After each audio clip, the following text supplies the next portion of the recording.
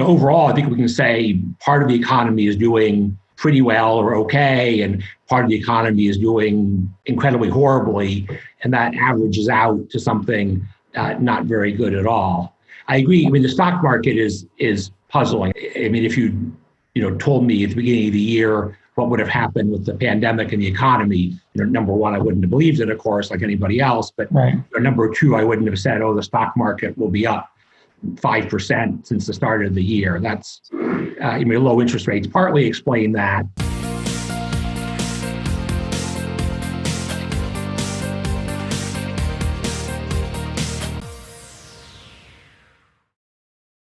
It's my pleasure to welcome Professor Laurence M Ball. He's a professor of economics at Johns Hopkins University. He is also a research associate at the National Bureau of Economic Research and a consultant for the IMF, or International Monetary Fund. He has previously been a visiting scholar at a number of central banks. What a tremendous amount of experience, including the Federal Reserve, the Bank of Japan, the Bank of England, and the Reserve Bank of New Zealand. His research topics include unemployment, inflation, fiscal and monetary policy, and is the author of The Fed and Lehman Brothers, Setting the Record Straight on the Financial Disaster. But we're going to focus on current events today, and it's great to have him here. Laurence, welcome. How are you? I'm great. It's great to be here. Good. It's good to have you. So obviously, unemployment is in the news. The money creation is astronomical. We're all concerned that a wave of inflation or inflationary pressures are building up.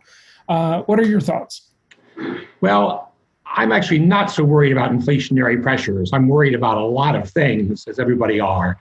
The pandemic itself, of course, and the high unemployment and the threats to the economy. I personally don't see inflation as very high on the list. I mean, in at least since the 1970s, in the last 50 years or so in the US, we've seen inflation get out of control when the economy is overheated, is growing too quickly.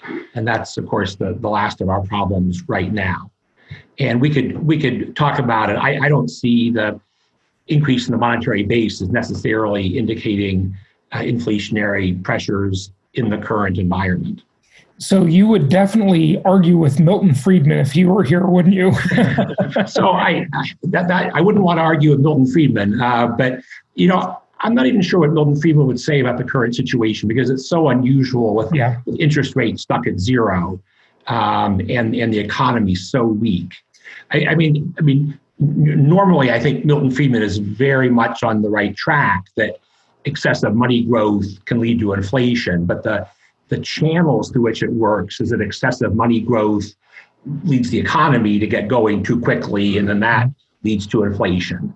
And we're missing the intermediate link. Right. But the economy, the economy being on the rocks is a pretty broad statement because it's very uneven this time around, isn't it? Well, what do you mean? I'm not sure any. Well, I mean, you look at, you've got this huge segment of the population that is unemployed, sadly, and is really going to be struggling when, these various aid programs are tapering off, ending, there's another one coming. We don't even need to go into that. But the point is, there's a lot of people at risk. No one would deny that. But then there's this other segment of the economy that, where people are doing fine. They're working at home. They might be enjoying life more in some ways, and they're certainly making money. It's uneven, isn't it? And real estate prices are going through the roof in suburban markets where people are moving to. There's this mass migration out of urban areas, of course. So the stock market has been pumped up, I think, artificially, through the monetary and fiscal policy. But, it's not an even type of recession, is it? No, absolutely. And of course, recessions are never, even. Sure. There were some people who were just fine in 2008, some people who were just fine in the 1930s. The economy is unfair, and that the burden always falls on certain groups of people. It's probably even more so in this very weird recession where parts of the economy are just shut down. There must be an awful lot of optimism that things will recover and that companies will be healthy in the future. Yeah. Where maybe that'll happen, but yeah, I'm a little surprised that it's held up so well. As far as the inflation rate and the unemployment rate, do you believe that the numbers that we're being the numbers we're hearing are real? Are those accurate? I'm guessing you do, because you're looking at your resume, you're pretty steeped in central banks and the IMF and so forth. So those are the powers that be, and they say one thing. Some people dispute what they say, of course. What do you think? I mean, I think, unemployment, first of all, I think it's understood that the unemployment rate, the headline unemployment rate, understates what a lot of people would think of as true unemployment. People who've given up looking for a job are not included. Discourage workers. Yeah. So I discourage workers. I think, as far as I can tell, maybe I still think the headline unemployment rate is a very good, rough and ready measure of the labor market, because unemployment, sort of true unemployment, is always understated.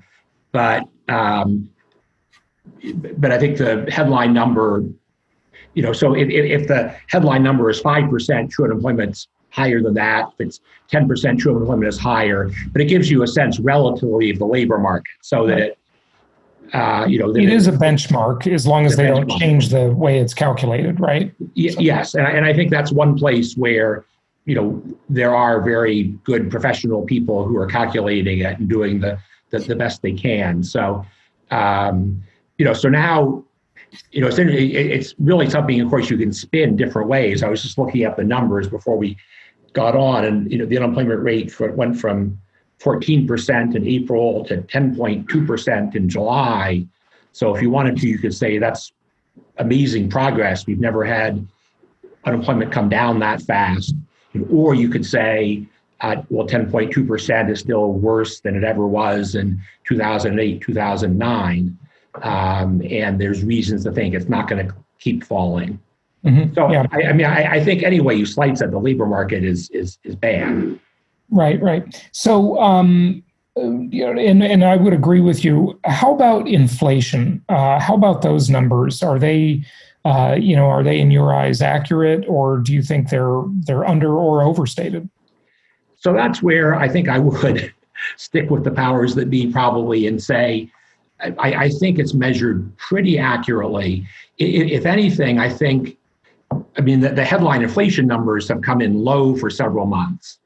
It's funny. Some people worry about inflation taking off. Some people worry about deflation. I think the deflation worry warts have been looking at low headline inflation readings. But I think I would say that that's because of energy prices, because of certain sectors, various transportation prices, have plummeted. And those are obviously special factors. If you look, some of the Federal Reserve economists look at what they call core inflation or underlying inflation, measured in various ways to sort of take out these short-run blips. Ripping out food and energy, for example. Food and energy. But energy cost, food has gone way up and energy's gone way down. Yes. But also a little more filtering out other just big, unusual industry price changes. And my reading of the core inflation measures is that that's still moving along, at 2 or 2.5%, as it has been for quite a while. So, again, I get nervous anytime I say, "Oh, don't worry about such and such a problem. Who knows what will happen?" But I don't see inflation either rising or getting into deflation as being very close to the top of list of problems. The trillions of dollars that have been created, we don't need to worry about that causing inflationary pressure. And why is that? Is it because there's so much deflationary pressure in the system that this is just an offset, or what do you make of it? No, I would say it's tricky, but I would say, again, the reason why usually you would think, we're going to have a lot of inflation, is because creating lots of money will drive interest rates very low, and that will cause the economy to overheat. and that'll cause inflation. Now, of course, interest rates have been driven to zero, but that's not been enough to cause the economy to grow too strongly.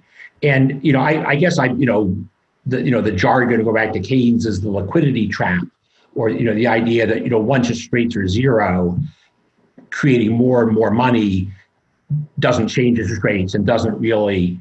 A little bit more of a technical level. What the Fed is doing, it's buying Treasury securities and basically putting out bank reserves, which pay interest at about the same rate of the Treasury securities. So really, if I'm a financial institution, whether I hold Treasury securities or bank reserves, are very close to perfect substitutes. So I don't think that just trading one for the other is, even in huge quantities, is going to have. I think the Fed is doing it partly to help financial markets work more smoothly at kind of a microstructure level. There was the thing, which actually I don't fully understand, about Treasury dealers in March running short of cash and interest rates getting a little bit out of whack. So I think the kind of thing the Fed is doing is addressing that kind of problem, but I don't think it's going to have that much effect on spending or unemployment or ultimately inflation.